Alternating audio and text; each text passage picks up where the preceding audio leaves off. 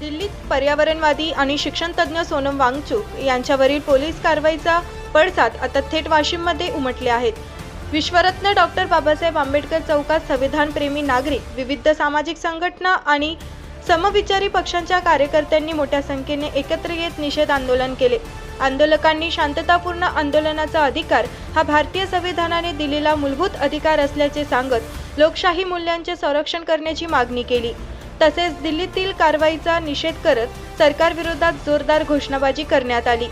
Cockroach जनता पार्टीचे महाराष्ट्र प्रवक्ता जगदीश मानवतकर यांच्या नेतृत्वाखाली झालेल्या या आंदोलनात रवी ठोके, मयूर मानधने, सुधाकर वानखेडे, रामदास कालापाड, ॲडव्होकेट संतोष केसवानी, सुरेश कुसेकर, पवन सुतार यांच्यासह अनेक नागरिक, युवक आणि विद्यार्थी सहभागी झाले.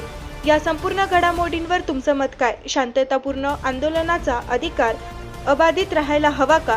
तुमचे मत आम्हाला कमेंटमध्ये नक्की कळवा.